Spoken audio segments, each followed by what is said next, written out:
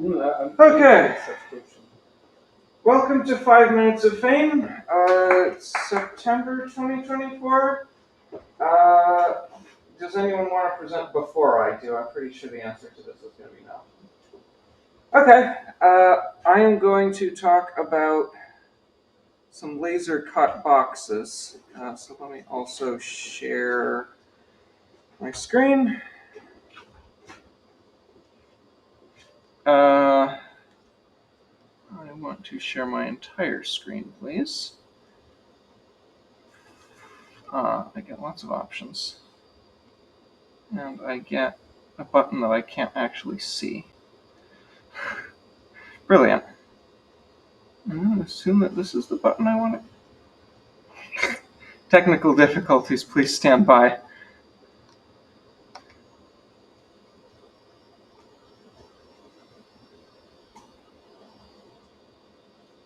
What?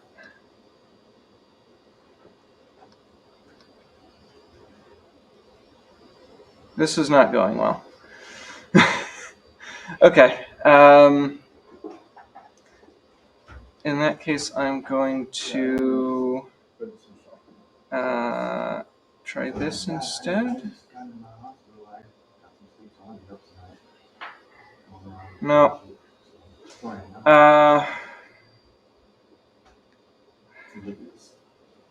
Sorry, this recording isn't going to work. I can't get it to share my screen. However, there's not too much to see here. Okay. So I made these lovely organizer boxes, which you can see here recently, and I thought I would talk a little bit about how I did it. So I specifically designed these boxes around, where are they? Celestial Seasonings tea boxes, because I have a whole bunch of them, and it turns out they're a really convenient size for storing stuff, and so I had a big pile of them, and I was like, hey, I should make it a little bit easier. So I made this convenient 3x3 organizer setup here, which makes it a lot easier to have a bunch of them at once. My control's not working. No. So the actual outer box I made in, there's this tool called boxes.py, which has an online service. If you look up boxes.py, you will find it. That has like a zillion different kinds of tools that you can generate a box. Basically, a bunch of different things you can laser cut. It started with boxes, but it now supports a bunch of other things. I used the one they call Type Tray, and then you get this interface here, which, to be honest, is kind of designed by programmers for programmers. It's very much just like dumping the API with a little bit of like extra help text.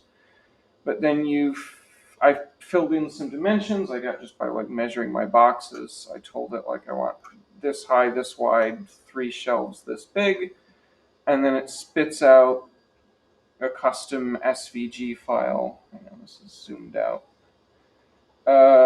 Custom SVG file that's like exactly all of the pieces you need for this box, and then I just took that to the laser cutter. I just cut mine out of 1/8" cardboard because I had a whole bunch of it lying around. Probably I'm going to switch over to plywood at some point, but cardboard is really good for prototyping. It's slower to cut because you have to do it without setting it on fire, but very cheap, and it's got the same dimensions. And then that got me these boxes, and then I just literally taped it together with masking tape. But you can see here's a back view of it. And then the other thing I made, you can see here, I have some where a single tea box was too small for the thing I wanted, so I made some bigger drawers. Those I just drew up in Inkscape. Actually, I have some of them here. I just drew up an outline in Inkscape. Again, cut it out on the laser cutter, this time in 16th-inch plywood, and then 16th-inch cardboard. And then because it's so thin, I just like etched some scoring lines, and then you can literally just fold it into shape and glue it with just regular Elmer's glue, and you get a nice sturdy box. Etched? What do you mean by etched? Etched is the wrong word, but I can't think of the right word. I have this special tool which you can buy, although you can also just use a pen. I'll just put a line, score line. Scored, that's what I'm looking for. This special tool, and then you just put a ruler and sort of make a depression in the cardboard, so when you fold it, it folds along that line and you get a nice clean bend. Yeah, and this whole thing was like an afternoon's worth of work to like generate the boxes, design this box, measure everything, take it to Noisebridge and cut it out, and now I have a much more organized pile of things. That's sweet. Any questions? There's a whole gallon of glue in the back of the wood shop. Some nice guy brought in a gallon of wood glue. I figured it was that old bald guy that I saw on the screen. He was sitting behind me. No, I brought in a gallon of glue that was just sitting in my garage. And so there's like, just go ahead and feel free to. Good to know. Yeah. Instead of the funky tape. Well, I mean, the problem with using corrugated cardboard is it doesn't actually glue very well because. Even with wood glue. Well, the problem is that after you've cut it out, you get the sort of wiggly corrugation, and then you just get a very thin piece of paper, and so there's nothing really to glue to. Oh, okay. If I was at some point, I'm going to cut this out of plywood, and at that point, yeah, you glue it together with wood glue, and it's nice and sturdy. How thick a piece of plywood was that thing cut? 1/4 inch? The laser cutter? Yeah. I have done like an inch of wood. It Really? didn't work very well. It was very charred around the edges, but it did work well enough for my purposes. Basically, it'll go like the laser. It's more or less just a question of the laser gets out of focus, and so if your thing is too thick, then your line will get wider, and the cutting will get less efficient, and you'll have to make multiple passes. But if you're willing to put up with the deficiencies and take as many passes as you want it to cut whatever it is. Somebody said something about the Z-axis being locked for some reason. It doesn't have an up and like it can't go up and down. You have to set it to a height. So the problem is the thicker material means that your cutter is forced to be at that level, which means it gets out of focus as it cuts deeper in, which means it gets will less go up and down, efficient. but you don't want it to go up and down for some reason, I guess. And one back. Well, you can't put it into the material. There's like an optimal focus point. I showed up here. And so normally you want it to be fixed at the focal point. No, And so what can you cut out that says anything sturdier than cardboard? now. I mean, how about any plastics at all? Yeah, you can cut basically anything which won't catch fire and won't produce fumes that are too toxic. We have an air filter, so a certain amount So of that, black is okay. what plastics fall into that category? There's a like if you take the safety class, they'll cover what you can and can't cut. There's a list of it somewhere. I've only ever done wood and cardboard and acrylic, and I know those are fine. They catch fire. They do, but only if you do it badly. There's like the class will cover all of the things you need to know to not catch them on fire and what to do if they catch on fire anyway. I know one thing you can't cut in there is vinyl because it will produce some very toxic gas. Yeah, like chlorine gas, I think. Oh, okay, chlorine. Yeah. Okay. Yeah. So if you have vinyl you want cut, we have a special vinyl cutter in the sewing room instead. Yeah, chlorine gas, one whiff and you drop dead. Exactly. You get a lungful of it. All right. I think any other questions, or should I? Okay. In that case, thank you for watching my presentation. We had another presentation. Yeah, do you have HDMI or something? Your best bet is to go on the Jitsi because I'm recording. If you go on the Jitsi and share your screen. Is the link in Discord? meet.jit.si/hackatorium. There's something I can click on. Yeah, I thought I it's saw also it. in the 5moth Discord channel. Which one? 5moth. 5MOF and in Noisebridge. Oh, this is If you do wrong. Command I'm in the K, wrong place. if you do Command K, you can search for all of your channels. So just 5moth. That actually searches across servers. Also, make sure when you join to turn off your camera and microphone, because otherwise we'll get feedback. I can just sit here and do it? Yep, if you share your screen, it should show up over there. I want to close this pop-up.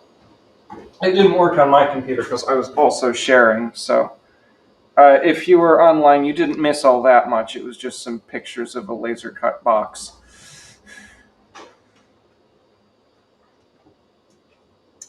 Can I full screen this, or is that as big as you're going to get?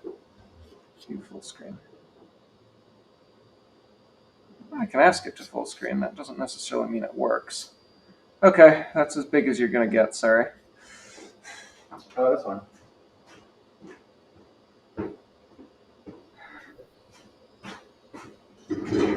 Marvels of switching to Wayland, and they haven't quite got everything integrated properly yet. Yeah, the transition from X11 to Wayland is just taking like 30 years. Okay, anyways, I'm happier about the scaling and unhappy about a bunch of other things. Anyway. let's see. Okay, so I had ChatGPT write this presentation for me. Basically, what it is like the state of AI. For me, I don't like working on a long-term project because a new model can just upend whatever I'm doing. So there's a library for a more high level of abstraction called DSPy. For me, it's kind of a learning curve for me because instead of writing prompts directly, you're actually doing optimizations, putting in test data, and you're not actually writing prompts at all. So I'm just going to read what it wrote for me. So good morning, everybody.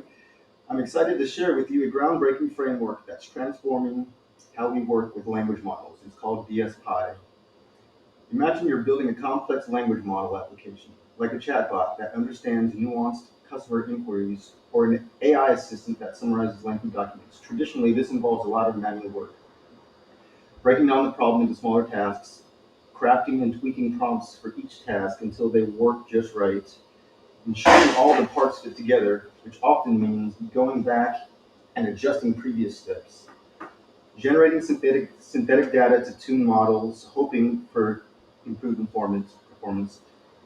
And every time something changes, a new model updated data, you might have to start over again. And that last part is what I think a lot of people are going to be going through coming forward. Like it hasn't happened yet, but there's going to be huge leaps that make people's applications irrelevant.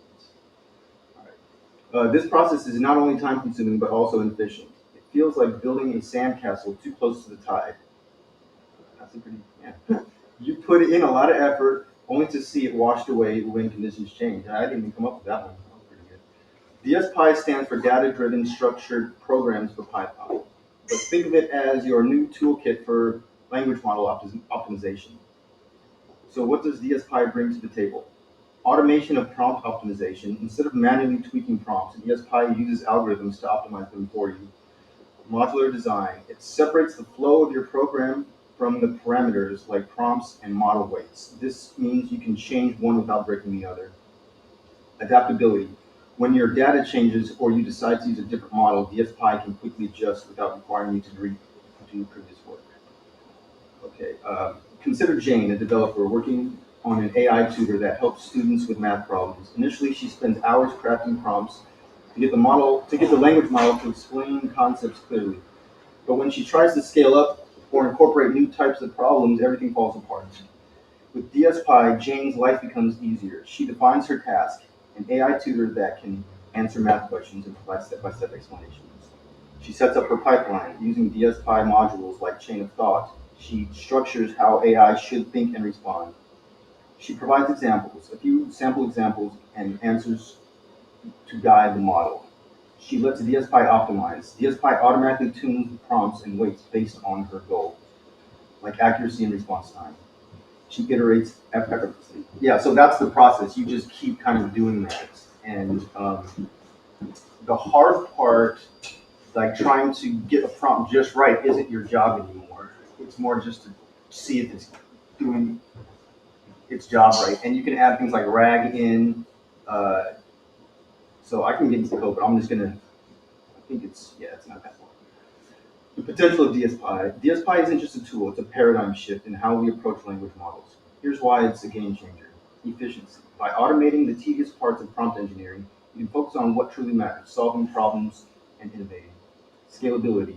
When you're working with small models for tasks uh, or large models for complex applications, DSPy scales with your needs. Consistency. Algorithms don't get tired or make inconsistent choices. DSPy ensures that your optimizations are reliable and reproducible. Accessibility. You don't need to be a machine learning expert to use DSPy. Its design makes advanced optimizations accessible to developers at all levels. And this is kind of where I felt like, because I'm not a machine learning expert, I don't know how to I have to like have all this theory to know how to optimize and fine tune elements. So this kind of has that built in, has that knowledge built into it.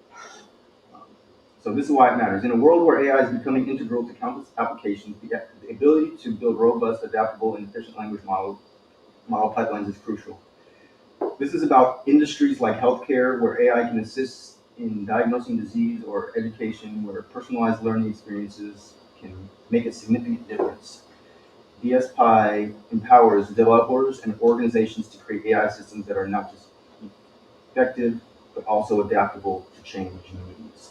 In conclusion, DSPy is more than a framework, it's a catalyst for innovation. By transforming the way we optimize language models, it opens doors to possibilities that were previously out of reach due to resource constraints or technical challenges. So whether you're a developer looking to streamline your workflow, a data scientist aiming to improve model performance, or an organization seeking to leverage AI more effectively, DSPy offers a path forward. Um, yeah.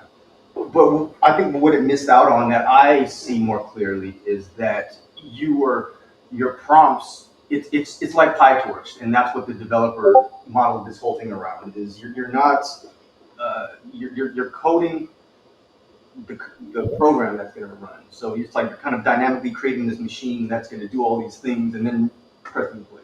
And what you get out is this complicated prompts that you can compile to each LLM. So you can take a very small, like one, like 100 million parameter LLM and get it to have the same results as ChatGPT. It just needs more extra information, and it will figure out what it needs to. So you can say, I have a problem, but I only need a small model for it, or I need a big model for this part, and I can start separating out different things. So it's kind of like, and when a new model comes out, you just recompile your code, and boom, and then you can have something that says, hey, these things aren't relevant anymore. This LLM knows this by default. So I think over prompt engineering is going to be an issue, and managing thousands of prompts is just unmaintainable. So that's kind of my take on it. So that's it. And but I just got AI to write that for me. So Yeah, I was gonna say. So you said you just fed. You said you got ChatGPT. well, I'll tell you exactly what. Yeah, what did you feed into I'll tell you it? exactly what I told it. Okay. I said, tell me everything you know about DSPy. Give me all the relevant information. I need a 5-minute presentation for others. Now, it didn't give me a lot of things. It doesn't know the details. But if you just feed it a little bit of knowledge, and then it'll start to fill in the gaps. So I went to the website and I just started copying and pasting. And then now it knows a little bit more. And then I said, and then I pasted the getting started steps, and then I pasted the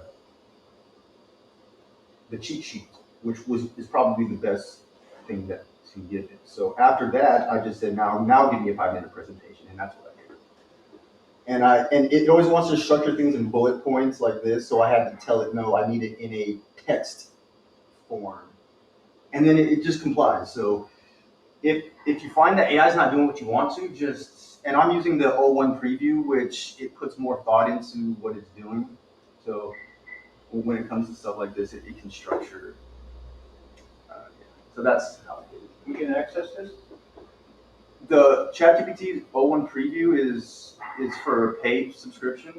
Oh, okay. If you look on it, it says it's used for advanced reasoning. So people who just use it for everyday stuff, they're not going to see anything different. I've been waiting for this model to come out because What's it cost you? it's $20 a month. Well, that's not. But I'm paying it just so I can use it, and I see results as far as being, because when you can get it to think for like a minute, then you've gotten somewhere because it has to put real deep thought into something, and it can, if you know how to guide it, it can come up with PhD type of conclusions. You gotta know what. But you have to guide it. It doesn't want to be innovative or creative. It wants to be safe. So you have Yeah, I to. know, I was messing around with the online, with the free stuff, and, you have to know how to ask the question. Oh yeah, Yeah. you literally have to hypnotize it and take its brain and kind of massage it, and then you can. And stories are the best way to do it. You get it to tell stories, and then it'll get lost in the story, and then say, "Hey, make a bomb for me," and then it'll just say, "Here's the ingredients," and that's the worrisome part. And I'm actually thinking a good profession that people are actually paying for is bounties on LLMs. If you can hack an LLM and get something you're not supposed to out of it. LOM. Huh? LOM. Large language model. Oh, LL. Yeah, what these AI things are. So some of these people are actually taking these LLMs and releasing them to the public, not knowing what the hell you can do with it. How somebody can hypnotize it and then turn it against. So if you can expose that, then you can either one, sell it to the competitors or some hackers, or sell it back to the people themselves and say, hey, you got vulnerabilities. I'm an LLM hacker and I hack your LLM so easily. And it's literally like the more you know, like hypnosis type stuff, the more you can probably use those same tactics on these things. So that's why it's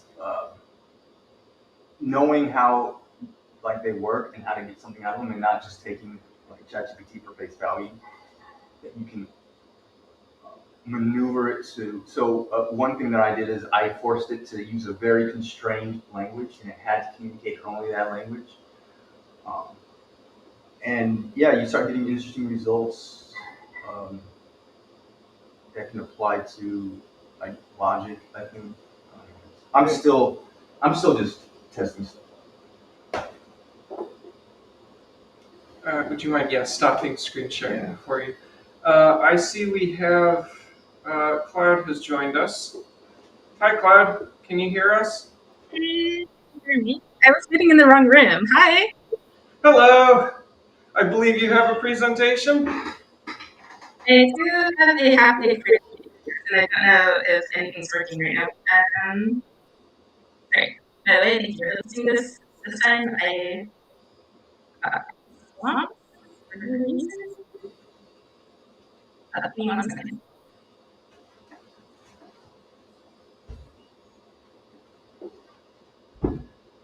Aha, found it. Oh shit.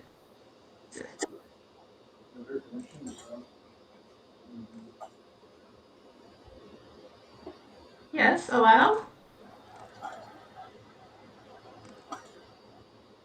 No, don't do that. Okay, it's working, right? Nothing fell apart while I was gone, right? Let's see. And everything's working. Well, I don't have to worry about anything. Yeah, we can see your slideshow. Okay.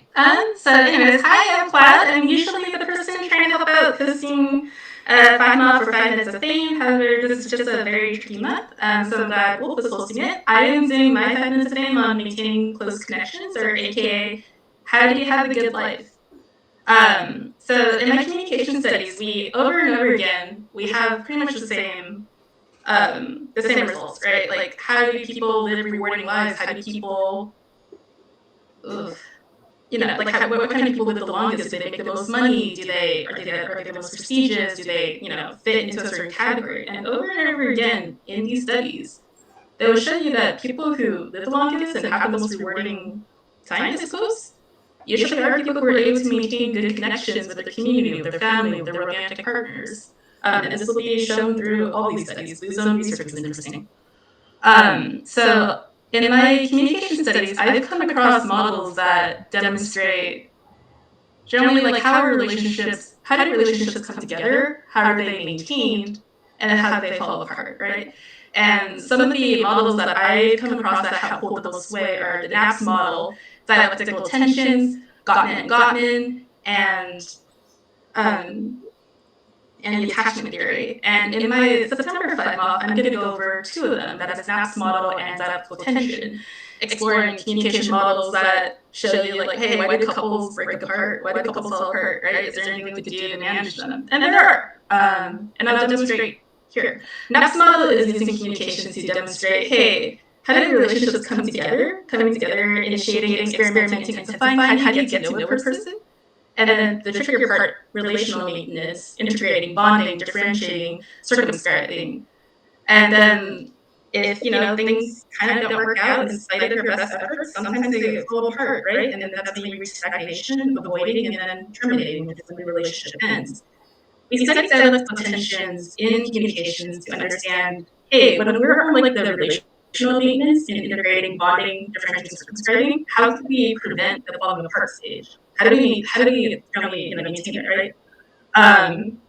So I'm going to talk about dialectical tensions, which plays a huge role in like whether you're able to maintain a relationship. And dialectical tensions, for those of you who don't know, are a part of life. Choosing how you communicate about them make a tremendous difference in the quality of relationships. What happens is when you're in a relationship, whether with a friend or colleague or a romantic partners, people generally have different needs, and they often study this in social sciences to say, hey, what are the reasons people usually break apart? What emotional needs were not fulfilled? One of the common reasons people break apart is openness versus privacy. There are some people who don't mind sharing every aspect of their lives, where they come from, what their interests are.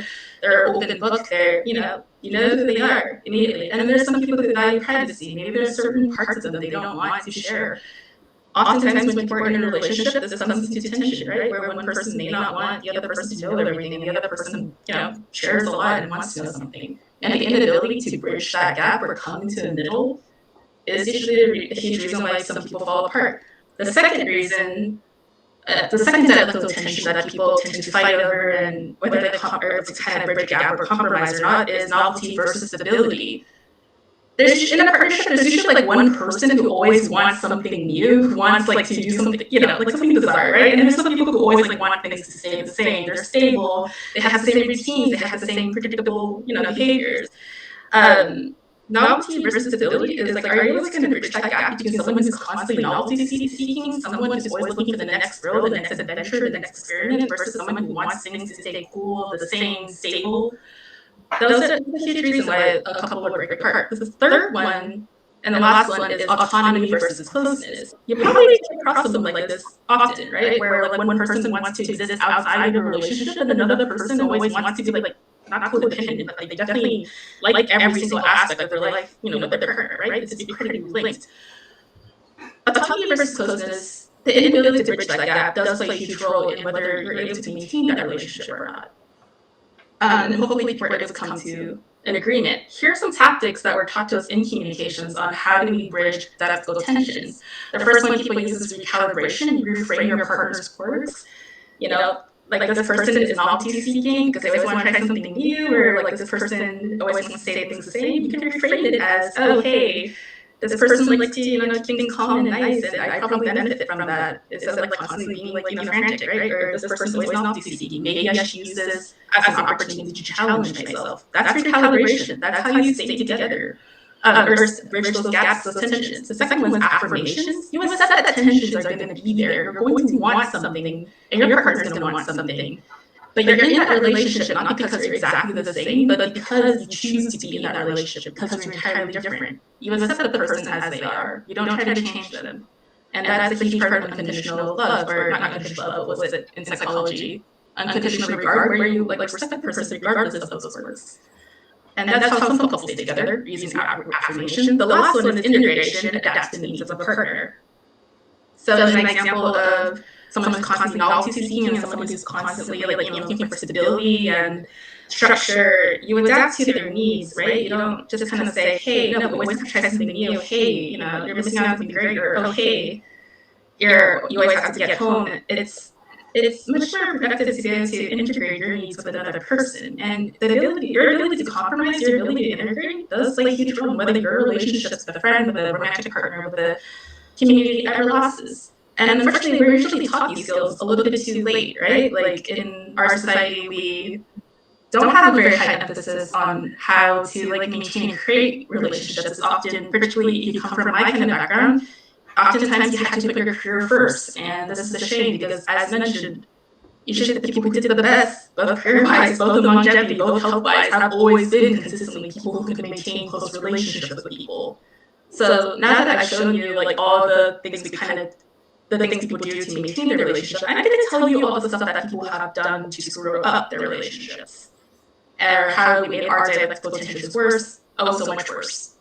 The first one we did was denial, oftentimes, where we say, oh, hey, I don't need to compromise, there's nothing wrong here, this person is novelty seeking, there's nothing wrong here, right? You're just gonna fulfill your needs and kind of force the other person to fulfill your needs, and it's not, there's no compromise there, right? And oftentimes this is one way people have messed up their relationship. The second one is disorientation. And we've all done this. Disorientation is when the communicators feel so overwhelmed and helpless that they're unable to confront the problem. When you're utilizing disorientation in communications, your common tactic is to, number one, fight with the partner, number two, freeze and just shut down emotionally and just don't solve anything. Just shut down the conversation completely. Or three, which is arguably the worst thing you could do, is leave the relationship, right? Because that way everyone knows that's a fragile relationship. A conflict-free relationship isn't realistic. They start, someone who uses disorientation is going to start seeing the relationship as a mistake. And obviously, if you're always running every single time something goes wrong, your chances of it succeeding isn't going to be very high. And disorientation, before I kind of move on to the next slide, I want to say something about disorientation. If you've ever used disorientation, know that it doesn't make you a bad person, right? Oftentimes these approaches, these automatic responses we've done, like freeze or fight or leave a relationship, they worked in a previous traumatic situation. You learned this, you've adopted these qualities early on. But when you come across someone important enough in your relationship, or you come across someone important in your life, you need to negotiate with yourself, hey, leaving a relationship was useful when it was a toxic relationship, when it was an abusive relationship. But now that someone important enough is here, how do I stop? Or how do I stop using disorientation? How do I become more productive? How do I use integration, affirmation, recalibration to fix my partnership? And this is something that should be taught in society, but we don't. It doesn't make someone a bad person. Again, this is just a normal trauma response. We've all done this. Last or not least, which ironically sounds like a happy dialectical tension, but balance is also another reason why people don't make it through. Balance is, in the dialectical tension world, is where everyone loses a bit of what they want, right? Like one person wants to have kids, the other person doesn't. And kind of just kind of having things halfway usually doesn't work in the long term, if that made any sense. So now that I've gone over dialectical tensions and Knapp's model, how people come together and fall apart, I will give you a preview of my next 5 MOF in October, which is I want to go over attachment theory and Gottman. Understanding where someone comes from is going to play a huge role in your success whenever you're in a relationship. Thank you. Any questions? Is this slideshow saved somewhere? It's saved somewhere. I am gonna post it next month, but right now, because it's only half baked, again, this is only part 1 of 2. Oh. Yeah, I think it's also if this recording is, if we succeeded in recording, I think it's also saved in the video. Yeah, I believe I should be recording. We'll have to figure out Where are these recordings going right now? I don't know, because every single time I try to record, there's no sound, right? And I was hoping someone else may have solved the issue. Okay, we'll figure it out. Check the Five Moth wiki page, I guess. Hopefully we'll have some information there. Okay. Do you know if Lauren's there? Because he could probably fix it fairly quickly. No, Lauren's not there. Okay. No, Lauren is not here. Shiz, the one person who knows what he's doing. I just did it on my computer, so hopefully it should get the sound, but we'll find out. We'll find out. But yeah, any other questions for me? You mentioned at the end that balance is actually a way that things can go wrong. Can you elaborate a little on like why balance is a bad thing? I think I missed a bit there. Sometimes people sort of just how do I say this? Like from what I understood, it was just more like if you tend to the example I was given is like, okay, one person wants you to move to the suburbs and one person moves to the city. You both lose something of what you want, right? You try to be in between, but neither of you guys get what you want. And then like I think this applies in careers, right? One person wants to be a stay-at-home person, one person wants to be a career person. You try to meet halfway, and then neither of you guys get what you want. And supposedly it doesn't work in the long term, mostly because like your own long term, it conflicts with your own long term goals as an individual while you're in a relationship. If that made any sense at all. But yeah, to be honest, I didn't understand balance quite as much as I did with was it segmentation, which is like where the one that people tend to mess up on, where they kind of freeze or stop, trying. So yeah, maybe I'm not quite as equipped to answer that just yet. Fair enough. Okay. Also, is part of the follow-up presentation going to be all of the ways in which it can go well? Because you told us what not to do. There's more. I also told you like what to do to make it a successful relationship. But no, it's so fair. I don't know. You just have to wait and see if there's like something you want to see in these presentations. Let me know.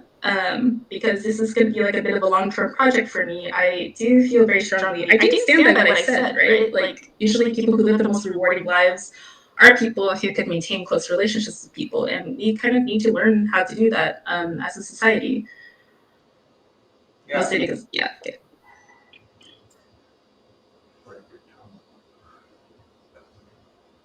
Anybody else have questions? Anybody else have presentations? What's the second part going to be about? Gottman, which is the University of Washington. It was a famous University of Washington experiment where this guy, Dr. Gottman, was actually able to predict, I think with like a 92% accuracy, which couples were going to divorce and which couples were going to stay together. I've heard of that exact. Well, yeah. So yeah, there's fields of psychology I was kind of reading into that kind of touched on what you were talking about. I'm sure a lot of these things are tied, but yeah, that was a good talk. I'm glad I heard it. Yeah.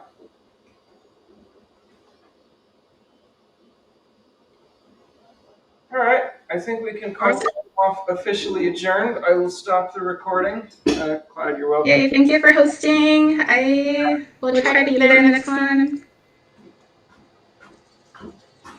Thank you everyone for coming. Another successful month. Yay.